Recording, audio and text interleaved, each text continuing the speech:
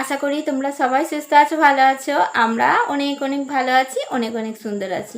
তো কৌশনাও কিন্তু অনেক ভালো আছে, সুন্দর আছে। ও ঠাম্মির সাথে একটু ওভারে টিভি দেখছে। আজ তোমাদের সাথে কি শেয়ার করব টাইটেল দেখে নিশ্চয়ই বুঝতে পেরেছো।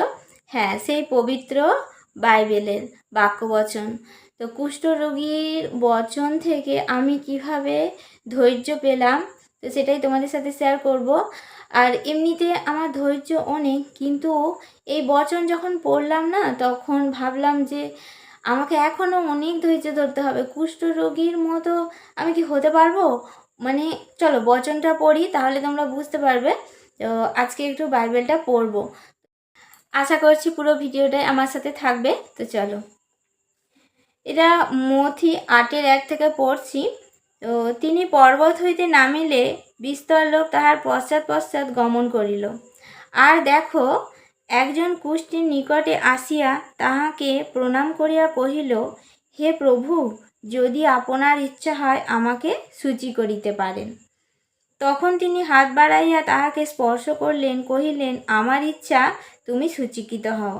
আর তখনই সে কুষ্ঠ হইতে শুচিকৃত হইল। তো বচনে কি বললো বুঝতে পেরেছো? যে কুষ্ঠ হয়েছে, যার শরীর পচে গলে কি গন্ধ ছাড়ছে, সেই কুষ্ঠরোগী প্রভু গুরু যিশুকে বলছে যে যদি আপনার ইচ্ছা হয় আমাকে শুচি করিতে পারেন। দেখো, একবারও উনি বললেন না যে আমাকে এই মুহূর্তে সুস্থ সুন্দর করে দাও। তো প্রভু গুরু যিশু কিন্তু সঙ্গে সঙ্গে সেই কুষ্ঠরোগীকে স্পর্শ করলো, আর উনি শুচিকৃত হলেন। তো ওই কুষ্ঠরোগী অত যন্ত্রণা সহ্য করেও যদি প্রভুর কাছে বলছে যে ওনার যদি ইচ্ছা হয় তবে উনি সুস্থ সুন্দর করতে পারেন। ওনার অত কষ্ট থাকলেও দেখো বলছে প্রভুর ইচ্ছাতেই যা হবে সেটা উনি মেনে নেবেন।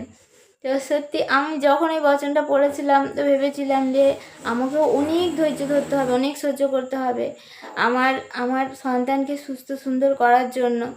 তো আমি যে এতদিন যে ধৈর্য যে সহ্যটা করে এসেছি সেটা তো কিছুই না, এর থেকেও আরও অনেক ধৈর্য ধরতে হবে আমাকে। তো ওই বচন আমার অন্তরে অনেক অনেক শক্তি জগিয়েছে, আমি অনেক শক্তি পেয়েছি। সত্যি পবিত্র বাইবেল পড়ে আমি যে এত শক্তি পাবো আমি কিন্তু কখনো ভাবিনি। মানে আমি জানতামই না যে এই জিনিসটা কি আর এর মধ্যে কি আছে। তো মেয়ে একটু দুষ্টুমি করছে, এখানে আমার কাছে আয়, ওই এখানে আয়। আয়না দেখে দেখে ফু দিচ্ছে, তো ওটা খুব ভালো জিনিস। ও একটু করুক, ওটা ফু দিচ্ছে তো ভালো কথা। তো বুঝতে পারলে তো যে ওই বচনের মধ্যে মানে কি আছে। আমি আমি আমার অন্তরের কথা বললাম যে আমি যেভাবে আগিয়ে চলছি, আমি পবিত্র বাইবেলের বাক্যবচনকে যেভাবে বিশ্বাস করি আর প্রভু গুরু যিশুকে যেভাবে বিশ্বাস করি, আমি সেটাই আমার আমার যে ভিডিও তাতে আমি শেয়ার করছি। তো অন্য কারো কথা বলছি না, কে কীভাবে ভাবে আমি জানি না। তো তো আমি যেভাবে এগিয়ে চলছি ঈশ্বরকে নিয়ে, এই পবিত্র বাক্য বচন, এই পবিত্র বাইবেলকে নিয়ে, তো আমি সেটাই তোমাদের সাথে শেয়ার করছি। তো চলো, আশা করি ভিডিওটা খুব ভালো লাগবে। ভালো লাগলে একটুও যদি ভালো লাগে লাইক কমেন্ট শেয়ার করে পাশে থেকো। আর নতুন বন্ধু যদি হয়ে থাকো তাহলে আমার চ্যানেলটা সাবস্ক্রাইব করো। তো আরও আরও অনেক মেয়ের ইমপ্রুভ তোমাদের সাথে শেয়ার করব, কথা দিচ্ছি পুরোটাই শেয়ার করব। প্রত্যেকটা মুহূর্তে আমার সন্তানের যা যা ইমপ্রুভ হচ্ছে। আর আমি তো প্রভু গুরু যিশুর আরাধনা করব, আর ওই কুষ্ঠরোগীর মতো ধৈর্য আর নিজেকে স্থির রাখবো, যাতে আমার সন্তান একদিন পুরোপুরিভাবে সুস্থ সুন্দর হয়ে ওঠে। তো প্রভুর ইচ্ছাতেই সেইটা হবে, প্রভুর ইচ্ছাতেই যা হবে তিনিই জানেন।